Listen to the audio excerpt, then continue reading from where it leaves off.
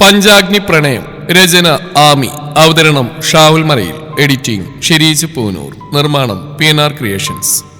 ഹരിയിൽ നിന്ന് ഇഷു കുതിരയോടാൻ കിടഞ്ഞു പരിശ്രമിച്ചെങ്കിലും പിടിച്ച പിടിയാല ഹരി അവളുമായി അടുത്തുള്ള റൂമിലേക്ക് കയറി. ആദ്യത്തെ പകപ്പ് വിട്ടുമാറി ഇഷു തന്റെ കൈകളാൽ അവനെ ഇടിച്ച് അവനിൽ നിന്നും പിടഞ്ഞിറങ്ങാൻ ശ്രമിച്ചുകൊണ്ടിരുന്നു. നീ വിടുന്നുണ്ടോ? താഴെ ഇറക്ക് മനുഷ്യ. അയ്യോ നാട്ടുകാരെ ഓടി വരണേ, ഈ കരി. അവസാന അടവെന്ന പോലെ അവൾ അലറി വിളിച്ച് മുഴുവനാക്കും മുമ്പ് എടുത്തുയർത്തി അവൻ അവളെ ബെഡിലേക്കായി ഇട്ടു.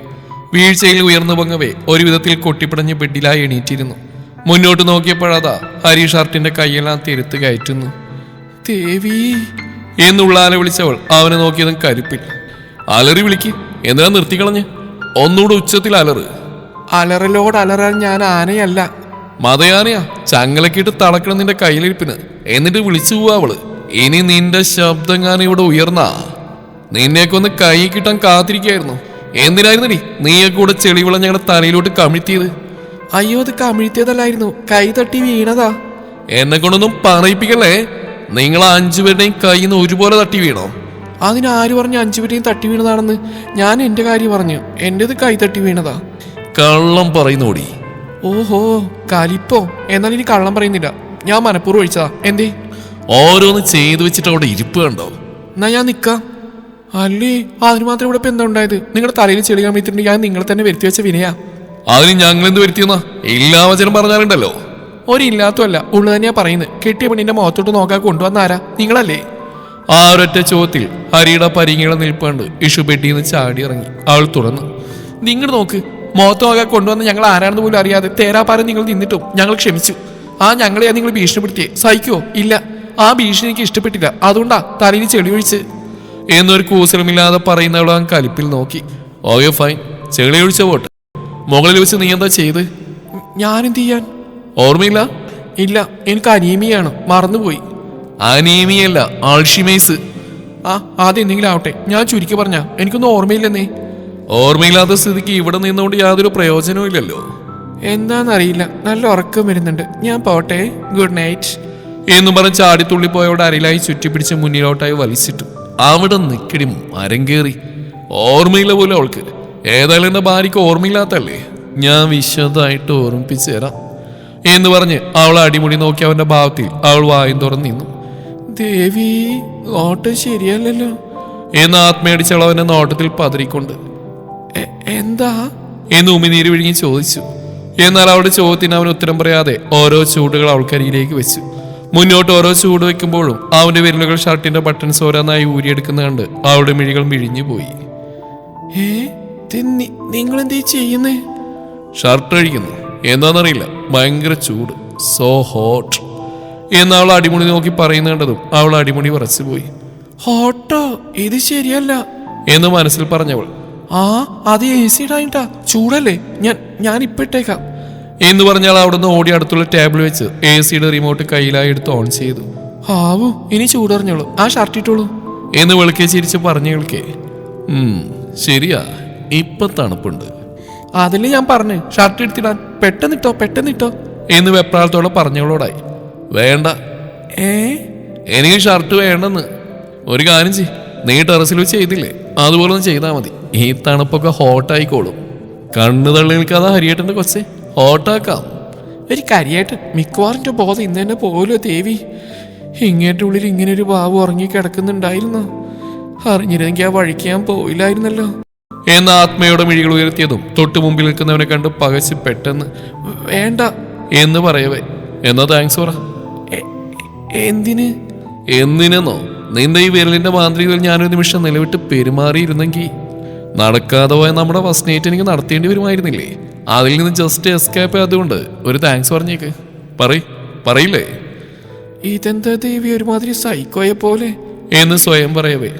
പറയില്ലെങ്കിൽ എനിക്ക് നിന്നോട് സോറി പറയേണ്ടി വരും. സോറിയാ? എന്തിന്? ഈ റൂമിൽ അതും എൻ്റെ പെണ്ണ്, എൻ്റെ ഭാര്യ, എൻ്റെ പ്രണയം പിടിവിട്ടു പോകാൻ വേറെ എന്ത് വേണം? വല്ലതും ചെയ്തു പോയാൽ എനിക്ക് സോറി പറയേണ്ടി വരില്ലേ? എങ്ങനെയാ സോറി പറയട്ടെ? താങ്ക്സ്. വാട്ട്? അത് താങ്ക്സ് പറഞ്ഞ ഇനി ഞാൻ പൊക്കോട്ടെ. പക്ഷെ സോറി പറയാൻ ഞാൻ ഒത്തിരി ആഗ്രഹിച്ചു പോയല്ലോ മോളെ. ഇത് കള്ളക്കളിയാ എന്ന് ചുണ്ടുളുക്കിയതും. റോങ് പ്ലേ, അതെപ്പോഴും നിന്റെ പണിയല്ലേ. ടെറസിൽ എന്തായിരുന്നു പെർഫോമൻസ്? അതിന് കപ്പ് വേണ്ട നിനക്ക്. അതുകൊണ്ട് ഞാൻ നമ്മുടെ ഫസ്റ്റ് നൈറ്റ് അങ്ങ് നടത്തുക. അലറാതടി. അലറാതെ പിന്നെ എനിക്കങ്ങനെ അറ്റാക്ക് വന്നാ പിന്നെ കെട്ടുകഴിഞ്ഞൊരാഴ്ച ഒന്നിലേറെയായി. അപ്പോഴാ നിനക്ക് വേണ്ടല്ലോ. ഓക്കെ, പക്ഷേ ഹരിയേട്ടൻ്റെ കുട്ടി ചൂടോടെ ഒരു ഉമ്മയിങ്ങ് തന്നേക്ക്. AC ഇട്ടിട്ട് എന്തൊരു തണുപ്പാ. അയ്യേ വഷളൻ. ഞാൻ പറഞ്ഞപ്പോ വഷളൻ അല്ലേ? അപ്പൊ അവിടെ വെച്ച് നീ ചെയ്തോ എന്ന് പറഞ്ഞ് അവനിലേക്ക് പിടിച്ചടുപ്പിച്ച് വിരലുകളാൽ അവളുടെ കൈത്തണ്ടയിലൂടെ മുകളിലേക്ക് അരിച്ച് നീക്കിക്കൊണ്ട്, ദേ നിന്നിൽ നിന്ന് ഇങ്ങനെ ഒരു സ്പർശനം പോലെ എന്നിൽ തീർത്ത എഫക്റ്റ് നിനക്കറിയില്ല. അതിനിപ്പം ഞാൻ പറഞ്ഞൊന്നും പോരാ. പക്ഷേ ഈ വിറച്ചുള്ള നിൽപ്പുകൊണ്ട് തൽക്കാലം ഇത് മതി. സോ പെട്ടെന്ന് തന്നാ പെട്ടെന്ന് പോവാം എന്ന് പറഞ്ഞ് ബെഡിലേക്കായിരുന്നു ഒരു കൈ പുറകിലേക്ക് ബെഡിലായി കുത്തി മറിയയാൾ മീശി വിരിച്ചുകൊണ്ട് അവളെ നോക്കിയതും പരിങ്ങിയുള്ള അവിടെ നിൽപ്പ് കണ്ട്, നീ ഉമ്മ തരുന്നോ അതോ ഞാൻ തരണോ? ഞാൻ തന്നു തുടങ്ങിയ ഒന്നിലും നിർത്തില്ല. ഇതും അല്ലാതെ കഷ്ടമാ. മോള് കഷ്ടപ്പെടണ്ട, ഞാൻ തന്നേക്കാം. തരട്ടെ? വേണ്ട. പിന്നെ ഞാൻ തന്നോളാം. താളം ചവിട്ടാതെ പെട്ടെന്ന് താടി. കരി. ഉള്ളിൽ അങ്ങേരെ പ്രാഗി പരിങ്ങി വന്ന് അവനടുത്തായി ബെഡിലിരുന്നു. അതേ സ്പോട്ടിൽ അവൻ അവളിലേക്കായി തിരിഞ്ഞതും ഞെട്ടി അവൾ പുറകിലേക്ക് നീങ്ങിപ്പോയി. എന്താ എന്ന ചോദ്യത്തിന് കവിൾ കാണിച്ചു കൊടുത്തു. ഇനി ഇവിടുന്ന് രക്ഷയിൽ നിന്ന് മനസ്സിലാക്കിയവൾ പല്ല് കടിച്ച് മിഴികൾ ഇറുക്കി അടച്ച് പതിയെ അവനിലേക്ക് മുഖമടുപ്പിച്ച് വിറയലോടെ കവിളിലേക്കായി ചുണ്ട് പതിപ്പിച്ച അതേ സ്പോട്ടിൽ വിട്ടുമാറി എണീറ്റോടാൻ നിന്നവളെ പിടിച്ചു വലിച്ച് മടിയിലേക്കായി ഇരുത്തി ഇടുപ്പിലൂടെ ചുറ്റി വരിഞ്ഞു. പെട്ടെന്നുള്ള നീക്കമായതിനാൽ കിളി പറഞ്ഞിരുന്നു പോയി ഇഷു. എന്നെ വീട്ടിൽ പറഞ്ഞ പോലെ ചെയ്തില്ലേ ഞാൻ? ഇപ്പൊ വിടാം. ഇങ്ങനെയാണ് ഒരു മരുന്ന്. എനിക്ക് ഇങ്ങനെയൊക്കെ അറിയുള്ളൂ. വിടുന്നുണ്ടാവും. അറിയില്ല, നീ പഠിക്കണ്ടേ? ഞാൻ പഠിപ്പിക്കുമല്ലോ. ഉള്ളത് പറഞ്ഞാൽ അതിനൊരു ഫീൽ കിട്ടില്ല. ഫീല് കുറച്ചുകൂട്ടി ഞാൻ തന്നെ തന്നേക്കാം എന്ന് പറഞ്ഞ പാടെ അവളുമായി ബെഡിലേക്ക് ചായവേ പകപ്പോടെ അവനെ നോക്കിയ ഇഷു മിഴികൾ ചിമ്മാതെ നോക്കിയെന്നവന്റെ നോട്ടത്തിൽ പിടഞ്ഞ് ഉള്ളാകെ വിറയിൽ കടന്നുപോയി. അവളിലെ വിറയിൽ തന്റെ ശരീരത്തിൽ തൊട്ടറിഞ്ഞവന്റെ ചുടിയിൽ ചെറുപുഞ്ചിരി മിന്നിമാഞ്ഞു. അവളിലെ വിറയിൽ അവൻ നോക്കിക്കാണവേ അവളോടുള്ള പ്രണയം അവനുള്ളിൽ പതഞ്ഞുയർന്നു. മിഴികൾ അവളിൽ നിന്നും വ്യതിചലിക്കാതെ പതിഞ്ഞ സ്വരത്തിൽ അവൻ, എടുത്തോട്ട് വേണേ. എന്ത് എന്ന് വിറയിലോടെ ചോദിച്ചവൾക്ക് മറുപടിയായി അവന്റെ വിരലിനാൽ അവളുടെ അധരം ഞെരിഞ്ഞമർന്നു. അതോടുകൂടെ അവളുടെ ചുണ്ട് വിറക്കാൻ തുടങ്ങിയത് കാണെ ഹരിയുടെ ഹൃദയം അവയോടുള്ള ആഗ്രഹത്താൽ ഉയർന്നു മിടിക്കാൻ തുടങ്ങി.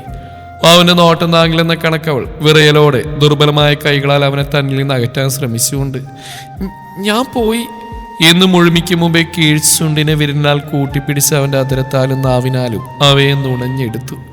കണ്ണുമിഴിച്ച് ശ്വാസം വിലങ്ങിയ കണക്ക് കിടക്കുന്നവളെ കാണെ ഒരിക്കൽ കൂടി അവയുടെ രുചി അറിഞ്ഞുകൊണ്ടവൻ പൊടുന്നനെ അവളുടെ കഴുത്തിലേക്കായി മുഖം പൂഴ്ത്തി അവിടെയായി അത്തരം പതിപ്പിച്ചു. ശ്വാസം ആഞ്ഞു വലിച്ചവളുടെ വിരലുകൾ ബെഡിലായി മുറുകി കഴുത്ത് പിടച്ചുപോയി. ഇനിയും താനിങ്ങനെ കിടന്നാൽ വല്ലതും ചെയ്തു പോകുമെന്നും അതുമൂലം ഈ ഉയർന്നു മിടിക്കുന്നവളുടെ ഹൃദയം പൊട്ടിപ്പോകുമെന്നും മനസ്സിലാക്കിയ ഹരി ഉയർന്നു പൊങ്ങി അവിടെ നെറ്റിലായി അമർത്തി മുത്തി പുഞ്ചിരിയോടെ, ശ്വാസം വിട്ടേക്ക് വേണേ, എന്നേക്ക് മതി. ഇനി എന്താ പെണ്ണ് പോയിക്കോ. പക്ഷേ ചെന്ന് നിൽക്കേണ്ട നമ്മുടെ റൂമിലാവണമെന്ന് മാത്രം എന്ന് പറഞ്ഞ് അവൾക്ക് മേലെ നിന്ന് മാറിയതും ഇഷു ഉള്ള ജീവനും കയ്യിൽ പിടിച്ച് കണക്ക് അവിടുന്ന് ഓടി. അതേ പുഞ്ചിരിയോടെ അവൾക്ക് പുറകെ അവനും നടന്നു. ഷാൻ ലീവുമായി അകത്തേക്ക് കയറിയ പാടെ പിടഞ്ഞിറങ്ങി അവൾ ഓടിയതും കഥകിൽ ഓക്കിയെ തിരിഞ്ഞു നോക്കിയ ഷാൻ അവിടെ നിന്ന് ലീവിനെ കാണാതെ, ഇതിനിടയിൽ ഇതെവിടെ? ആവിയായി പോയോ?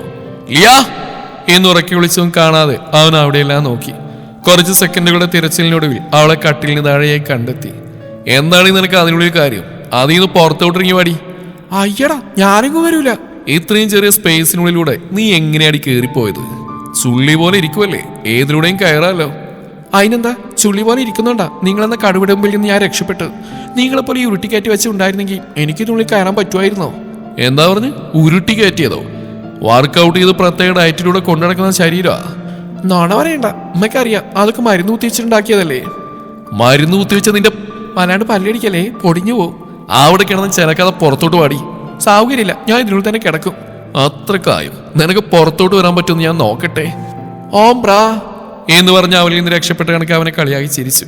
ഇതെല്ലാം കണ്ട് കലിയേറിയ ഷാൻ മുഷ്ടിയുരുട്ടി ചുറ്റുമെന്ന് നോക്കി. അവന്റെ നോട്ടം പതിഞ്ഞത് ചുമരിലായി പറ്റിപ്പിടിച്ചിറങ്ങുന്ന പാറ്റയിലേക്കാണ്. അതോടെ അവന്റെ ചുണ്ടിൽ ഗൂഢമായ പുഞ്ചിരി വിരിഞ്ഞ്, ഇനി നീ ഇതിനുള്ളിൽ കിടക്കുന്ന എനിക്കൊന്ന് കാണണം എന്ന് സ്വയം പറഞ്ഞ് അവൻ എങ്ങനെയോ ആ പാറ്റയെ തന്റെ കൈക്കുള്ളിൽ ഒതുക്കി നിലത്തായി മുട്ടിലിരുന്ന് കട്ടിലിന് താഴേക്ക് നോയിക്കൊണ്ട് ലിയ അവസാനമായിട്ട് ചോദിക്കുക, ഇറങ്ങി വരുന്നുണ്ടോ ഇല്ലയോ? ഞാൻ ഇറങ്ങി വരുന്നില്ല എന്ന് പറഞ്ഞില്ലേ മിസ്റ്റർ, ഞാൻ ഇവിടെ തന്നെ കിടന്ന് നേരം വെളുപ്പിക്കാൻ പോവാ എന്ന് പറഞ്ഞവൾ മനസ്സിൽ. ഇവിടുന്ന് ഇറങ്ങി ചെന്നിട്ട് ആ കടുവ കൂട്ടി കയറിയ അവസ്ഥ വരാനല്ലേ? എന്റെ പൊന്നോ, ഞാനില്ല എന്ന് ആത്മയടിക്കുന്നവളെ നോക്കി. എന്നാ പൊന്നുമോൾ അതിനിടയ്ക്ക് കിടക്കുമ്പോ കൂട്ടിന് ഇവനെയും പിടിച്ച് കിടന്നോ എന്ന് പറഞ്ഞുകൊണ്ട് ആൾക്കരിയിലേക്ക് പാറ്റയെ തള്ളിവിട്ടതും അവളുടെ ദേഹത്തേക്ക് ചാടിയ പാറ്റയെ കണ്ട് അലറി വിളിച്ച് അവളുടെ തല കട്ടിലിന്റെ അടിയിൽ ഇടിച്ചു. അമ്മേ എന്റെ തല, അയ്യോ പാറ്റ എന്ന് പറഞ്ഞ് അവിടുന്ന് ചാടി അടിക്കാൻ ഗ്യാപ്പില്ലെങ്കിലും അവൾ അവിടെ കിടന്ന് ഉരുണ്ടു പിടഞ്ഞു. കിടന്ന കിടപ്പിൽ അടിമുടി കയ്യാൽ പരത്തിയിട്ടും പാറ്റയെ കാണാതിരുന്നു. അതിന്റെ പാട്ടിന് പോയി നേരത്തെ അവൾ അവനോട് ഡയലോഗ് ഓടിക്കാൻ ഒരുങ്ങവേ തന്റെ ശരീരത്തിലൂടെ എന്തോ ഒഴിയുന്ന പോലെ തോന്നിയതും ഞെട്ടലോടെ വിറങ്ങലിച്ച് കണക്ക് നിന്നു. വീണ്ടും പുറത്തൂടെ അരിച്ചിറങ്ങുന്ന പോലെ തോന്നിയതും അവൾ ഇരുന്ന് വിറക്കാൻ തുടങ്ങി. പാറ്റായ അലറി വിളിച്ചുകൊണ്ട് അവൾ എങ്ങനെയൊക്കെയോ ഉരുണ്ട് കട്ടിൽ നിന്ന് പുറത്തോട്ടിയാടി അവിടെ നിന്ന് തുള്ളാൻ തുടങ്ങി. തലയിലിട്ട സ്കാർഫൊക്കെ വലിച്ച് ബെഡിലോട്ട് അവൾ മുടിയെല്ലാം കുടഞ്ഞു ഉയർത്തി കെട്ടി. ഡ്രസ്സെല്ലാം കുടഞ്ഞുകൊണ്ടിരുന്നു. അപ്പോഴും തുള്ളൽ മഹാമഹം അവൾ മുറക്ക് നടത്തിക്കൊണ്ടിരുന്നു. പെട്ടെന്ന് പുറത്തൂടെ വീണ്ടും മരിച്ചതും അവൾ കിടന്ന് ഞെരിവിരി കൊണ്ടു. നിന്നോട് മര്യാദക്ക് ഇറങ്ങി വരാൻ പറഞ്ഞല്ലേ, നിന്ന് തുള്ളിക്കോ, എന്നെ കൊണ്ട് കൂടുതലൊന്നും പറയിപ്പിക്കണ്ട. കടുവ ആ ജന്തുവിന്റെ കുപ്പായത്തിനുള്ളിൽ കയറിയേക്കുവാ, അതിനൊന്ന് കിട്ടിക്കോട്ടെ, ഇയാൾക്കിട്ട് വെച്ചിട്ടുണ്ട് ഞാൻ എന്നെല്ലാം വിളിച്ചു പോയി. ഒരു വിധത്തിൽ അതിന്റെ സഞ്ചാരം നോക്കി അവൾ അതിനെ പിടിക്കാൻ ഡ്രസ്സിന് പുറത്തൂടെ ശ്രമിച്ചെങ്കിലും അവിടെ നിന്ന് മുകളിലോട്ട് അരിക്കുന്നത് അവളിലാകെ വിറയിൽ പടർത്തി. എത്ര ശ്രമിച്ചിട്ടും തന്റെ ശരീരത്തിൽ നിന്ന് പോകുന്നില്ലെന്ന് കണ്ട് അവളുടെ മിഴികളൊക്കെ നിറഞ്ഞു വന്നു. അവളെ പുറത്തു കൊണ്ടുവരാൻ ചെയ്ത പണി കാര്യമായെന്ന് മനസ്സിലായതും തുള്ളിക്കൊണ്ടിരുന്ന അവളെ അവൻ പിടിച്ചു നിർത്തി. അടങ്ങി നിൽക്കടി, അല്ലെങ്കിൽ അതങ്ങനെ ഓടിക്കളിക്കും, നിൽക്കവിടെ. ഇക്കങ്ങനെ പലതും പറയാം, അതിന്റെ ശരീരത്തിലേ ഉള്ളത്.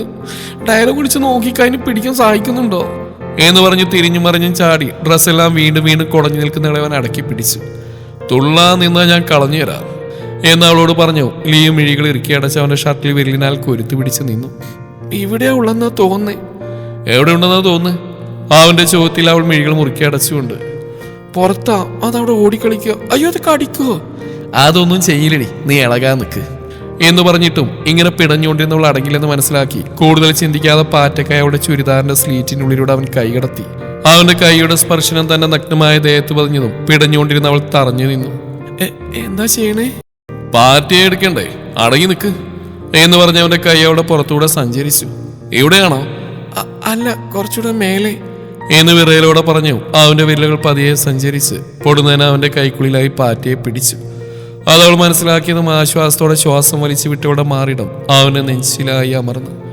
അതുവരെ ലക്ഷ്യം പാറ്റയിലായിരുന്നുകൊണ്ട് തന്നിലായി പതിഞ്ഞ മാറിടത്തിന്റെ മൃദുലതയിൽ പിടഞ്ഞു പോയപ്പോഴാണ് അവന് ബോധം വന്നത്. അപ്പോൾ മാത്രം താൻ നിൽക്കുന്ന സ്ഥാനം ആലോചിക്കവേ പിടപ്പോടെ ചുരുട്ടിയ മുഷ്ടിപ്പതി അഴിഞ്ഞു വന്നു. വേഗത്തിനെ കളയേ എന്ന് കേൾക്കിയ മനസ്സാന്നിധ്യം വീണ്ടെടുത്തവൻ പെട്ടെന്ന് തന്നെ പാറ്റയെ കയ്യിലൊതുക്കി അവളുടെ ടോപ്പിനകത്തുനിന്ന് തന്റെ കൈയെടുത്ത് പാറ്റയെ ദൂരേക്ക് എറിഞ്ഞു. അവന്റെ കൈയെടുത്തെറിഞ്ഞ അവൾ, അതിനെ കളഞ്ഞില്ലേ? ഇല്ല, കിട്ടിയില്ല. അവളുടെ ശരീരത്തിന്റെ മൃദുലത അവനെ പാടെ തളർത്തി കളഞ്ഞുകൊണ്ട് തന്നെ അവന്റെ വായിൽ നിന്ന് വന്ന വാക്കുകൾക്ക് അവന്റെ പ്രവൃത്തിയും തമ്മിൽ യാതൊരു സാമ്യതയും ഇല്ലായിരുന്നു. ഇല്ലേ എന്നവളുടെ ദയനീയമായ ചോദ്യത്തോടൊപ്പം ഇപ്പോഴാ തന്റെ ശരീരത്തിലുണ്ടെന്ന് വിചാരിച്ചവൻ ഒന്നുകൂടി മിഴികൾ ഇറുക്കി അടച്ച് അവനിലേക്ക് പറ്റിച്ചേർന്നു. വീണ്ടും തന്നെ നെഞ്ചിലേക്ക് അവളുടെ മൃദുലത പതിഞ്ഞ നിമിഷം അവന്റെ കൈ വീണ്ടും സ്ലീറ്റിനുള്ളിലൂടെ അവളുടെ ശരീരത്തിലേക്ക് ഇഴഞ്ഞു കയറി. അവന്റെ സ്പർശനത്തിൽ പൊള്ളിപ്പിടഞ്ഞു പോയ ലിയ. അത് പോയെന്നാ തോന്നേ? ഇല്ല, പോയെന്ന് അവളുടെ മനസ്സ് പറയുമ്പോഴും അവന്റെ വാക്കിൽ അത് പോയിട്ടില്ലെന്ന് പറയുമ്പോൾ അവൾക്ക് എന്ത് ചെയ്യണമെന്നറിയാതെ അവിടെ തറഞ്ഞു നിന്നു. ആലോചിക്കുമ്പോൾ പാറ്റയോടുള്ള അറപ്പുകൊണ്ട് എങ്ങനെയെങ്കിലും അതിനൊന്ന് എടുത്തു കളഞ്ഞാൽ മതി എന്ന വിചാരത്തോടെ വീണ്ടും അവിടെ നിൽപ്പ് തുറന്നു. എന്നാൽ അവന് നിയന്ത്രണം പാടെ നഷ്ടപ്പെട്ടിരുന്നു. തന്റെ പെണ്ണ്, തന്റെ മകനിന് അവകാശി എന്നെല്ലാം മനസ്സിൽ ഉയർന്നു വന്നു. അവളുടെ മൃദുലമായ ശരീരത്തിൽ ഇടുപ്പോട് ചേർന്ന് അവന്റെ കൈകൾ പതിഞ്ഞ നിമിഷം അവൻ അവിടെയായി പിടിച്ചമർത്തി. എന്ന് വിളിച്ച് അവൾ ഒന്നുകൂടെ അവനിലേക്ക് പറ്റിച്ചേർന്ന് പോകവേ അവളുടെ കാതോരം, എന്നെ നിയന്ത്രിക്കാൻ കഴിയുന്നില്ല പെണ്ണേ എന്ന് കിതപ്പോടെ പറയവേ. എന്ത്? പകപ്പോടെ ചോദിച്ചവൾ മിഴികൾ വലിച്ചോർന്ന് അവനിലേക്ക് മുഖമുയർത്തി. അത് പാറ്റയില്ല. പിന്നെന്തിനാ കൈ? വെറിയലോടെ ചോദിച്ചു. അറിയില്ല, എനിക്ക് നിന്നെ ഒന്നാകെ വിഴുങ്ങാൻ തോന്നുന്നുണ്ട് പെണ്ണേ എന്ന് കാതോരം പറഞ്ഞ അടുത്ത നിമിഷം അവൻ സ്വയം നിയന്ത്രിക്കുവാനെന്നോണം അവളുടെ കാതിനെ ഒന്നാകെ കടിച്ചു നുണഞ്ഞു. ഷാൻ ഒന്ന് ഏങ്ങിപ്പോയ അവളുടെ കൈവിരലുകൾ കൂടുതൽ മുറുക്കത്തോടെ അവന്റെ ഷർട്ടിലായി മുറുകി. കൈയെടുക്കുവോ പ്ലീസ്? അവളുടെ കിതപ്പോടെയുള്ള ചോദ്യത്തിൽ മനസ്സോടെ അവളിൽ നിന്നും കൈയെടുത്ത് മാറ്റി. ഇനിയും താൻ സ്വയം നിയന്ത്രിച്ചില്ലെങ്കിൽ പലതും ചെയ്തു പോകുമെന്ന് തോന്നിയവൻ പെട്ടെന്ന് അവളിൽ നിന്നും പിടഞ്ഞു മാറി. സോറി. അത് കേൾക്കിയ സ്വഭാവത്തിലേക്ക് വന്ന കണക്ക് ഞെട്ടിയ ലിയ നേരത്തെ ബെഡിലേക്കിട്ട സ്കാർഫ് എടുക്കാൻ ഓടുന്നുണ്ട്. അതേ നിമിഷം അവളിലായി അവന്റെ പിടിമുറുക്കി തന്നിലേക്കായി ചേർത്ത് പിടിച്ച് അതിരത്തിലേക്കായി ആഴ്ന്നിറങ്ങി. ഒട്ടൊരു നിമിഷത്തിന് ശേഷം അവളിൽ നിന്നും മാറിയവൻ ആ മുഖം കയ്യിലായി എടുത്ത്, ഇതെങ്കിലും ഞാൻ തന്നില്ലെങ്കിൽ എനിക്കൊന്ന് ഉറങ്ങാൻ പറ്റില്ല പെണ്ണായി എന്ന് പറഞ്ഞു കേട്ട്, ഞാൻ പൊക്കോട്ടെ? വാട്ട്? പോകേ. എങ്ങോട്ട്? താഴെ. എവിടെ നീ പോകുന്നില്ല. ഇനി മുതൽ ഈ റൂമിൽ കിടന്നാ മതി, മനസ്സിലായല്ലോ? പടച്ചോന് എത്ര പെട്ടെന്ന് അവിടെ സ്വഭാവം മാറിയത്. തുടങ്ങി കടുവയുടെ ഗർജനോ അഗ്നിയും. അവിടെ അവരൊക്കെ ഉണ്ടാവും. അവരൊക്കെ അവിടെ കെട്ടിയമാരുടെ അടുത്തല്ലേ. നിന്നെ കെട്ടിയ ഞാനാ, അവരല്ല. മര്യാദ പോയി വെട്ടിക്കിടക്കണി. കടുവയുടെ അടുത്ത ഗർജനത്തോടെ അവൾ ഓടിപ്പോയി ബെഡിലേക്കായി കിടന്ന പാടെ തലവഴി പുതപ്പ് മൂടി. അത് കാണാൻ ചൊടിയിലായി വിരിഞ്ഞ പുഞ്ചിരിയോടെ അവൻ, വയ്യ പെണ്ണ്, ഇനി നിന്നെ അകറ്റി നിർത്താൻ. ഇനി മുതൽ എനിക്കൊപ്പം മതി നിന്റെ ഉറക്കം എന്ന് സ്വയം പറഞ്ഞവൻ ബെഡിലേക്കായി കിടന്നു. തനികരിയെ പുതപ്പ് മൂടി പിന്തിരിഞ്ഞെടുക്കുന്നവളെ ചെറുപുഞ്ചിരിയോടെ നോക്കിയവൻ പതിയെ മിഴികളടച്ചു. 4 പെൺപടകളും അവരവരുടെ പാതിയായ അവരുടെ റൂമിൽ അകപ്പെട്ട് ഉറക്കത്തെ കൂട്ടുപിടിച്ചപ്പോൾ അക്കു ബാക്കിയുള്ളവരെ കൂട്ടി അവളുടെ സ്ഥിരം ഡയലോഗായ പ്രതികാരം ചെയ്യണമെന്ന് കണക്ക് കൂട്ടി തന്നെയും പൊതിഞ്ഞു പിടിച്ചെടുക്കുന്ന കിച്ചുവിനെ നോക്കി വെളുക്കെ ചിരിച്ച് പതിയെ മിഴികളടച്ചു. എന്താകോ എന്തോ. നേരം പുലർന്നെ അടുത്ത് കിടക്കുന്നവർ വിളിക്കാൻ പോലും നിൽക്കാതെ 5 പേരും ഫ്രഷായ അടുക്കളയിൽ ഹാജരായിരുന്നു. പരസ്പരം ഒന്നും സംസാരിക്കാതെ അവരവരുടെ ജോലി എടുത്തുകൊണ്ടിരുന്നു. സംസാരങ്ങളിലും ഇടയ്ക്കിടയ്ക്ക് പരസ്പരം നോക്കി വളഞ്ഞ് ഇളിയിളിക്കാതിരുന്നില്ല. ഗ്യാസ് അടുപ്പിൽ വെച്ച പുട്ടുവാനിൽ നിന്നും പുട്ടുകുറ്റിയെടുത്ത് ശിവ തവി കൊണ്ട് പുട്ടിനെ പാത്രത്തിലേക്ക് തള്ളിയിറക്കവേ അവൾക്കരികിലായുള്ള സിങ്കിനടുത്ത് അക്കു കയ്യിലെ സോപ്പ് പതപ്പിച്ച് കഴുകിക്കൊണ്ടിരുന്ന പാത്രം തിരിച്ച് സിങ്കിലേക്ക് ഇട്ടു.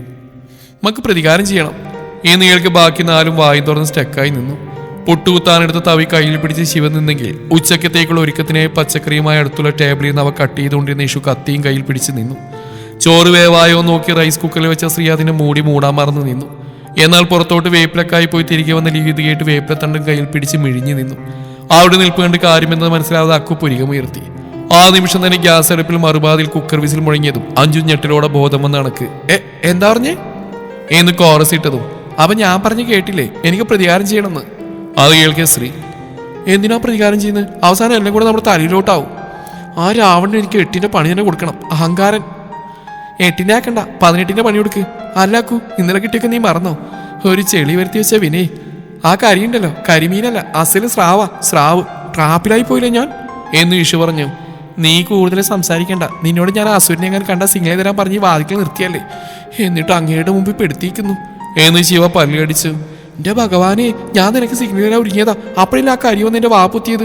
എന്നെ മാത്രം പറയാതെ ലോ, ഈ നിൽക്കുന്നവരൊക്കെ എന്താ കാണിച്ചേ? അവരെ കണ്ട സ്പോട്ടിൽ സ്ത്രീ ഓടിച്ചാടി റൂമിൽ കയറിയില്ലേ? അതും പോട്ടെ, പ്രതികാരം ചെയ്യണമെന്ന് പറഞ്ഞു കൊടുത്തോ ആ വേപ്പിനെയും പിടിച്ച് നിൽക്കുന്നവളെയും കൊണ്ട് വാണവിട്ട പോലെ സ്റ്റെയർ കയറി ഓടിയത്. നീ ഓർക്കണം, ഈ പാവം ഞാൻ ആ 2 കാപാലികന്മാരുടെ മുമ്പിൽ വറച്ചു നിന്ന് അതിനുള്ളിൽ നിന്ന് എനിക്ക് തരാനുള്ള സിഗ്നൽ അടക്കം തരുന്നില്ലെന്നും ആ കാര്യം എന്നെ തടഞ്ഞു സംഘേ. ഇനി നീ സെന്റി ഇറക്കണ്ട, കഴിഞ്ഞു. അക്ക് പറഞ്ഞ പോലെ അവർക്ക് ചെറുതായി തിരിച്ചടി കൊടുത്തേ പറ്റൂ. എന്തു കൊടുത്താലും അവർ മാത്രം സ്കോർ ചെയ്താൽ പോരല്ലോ എന്ന് ശിവ പറഞ്ഞു കേട്ടതും വേപ്പിലയും കയ്യിൽ പിടിച്ച് അതേ നിൽപ്പ് തുറന്ന ലീവിന്റെ കയ്യിൽ നിന്ന് അക്കു വേപ്പിലെ തന്നെ മേടിച്ച്. നീ ഇവിടെ നോക്കുത്തിയാ എനിക്കത് കാര്യം പറയില്ലേ, കൂടെ നിൽക്കോ? അത് പിന്നെ എന്ന് ലീവ് വെക്കി. ആ ഒരു ചെളി പ്രതികാരം കൊണ്ട് കഴിഞ്ഞ ദിവസം നടന്ന കാര്യങ്ങൾ മനസ്സിലേക്ക് വന്നതേ അവൾ മിഴികൾ ഇറുക്കി അടച്ചു. എന്തിനാ കണ്ണടച്ചിരിക്കുന്നത്? കാര്യം പറയും. കൂടെ നിൽക്കോ ഇല്ലയോ? കൂടെ നിൽക്കുകയൊക്കെ ചെയ്യാം, പക്ഷെ ഞാൻ സത്യം പറയട്ടെ, നമ്മളെ വിചാരിക്കുന്ന പോലെയല്ല, അവര് ഭയങ്കര ടെറർ എന്നുകൾക്ക് ബാക്കി 4 എപ്പോഴേ പുരിഞ്ചടിച്ച് ചെല്ലോ എന്ന് ആത്മയടിച്ച് പുറമേക്ക് വിളിക്കെ ചിരിച്ചു നിന്നു. തുടരും ഈ കഥയുടെ ബാക്കി ഭാഗം നാളെ ഇതേ സമയം.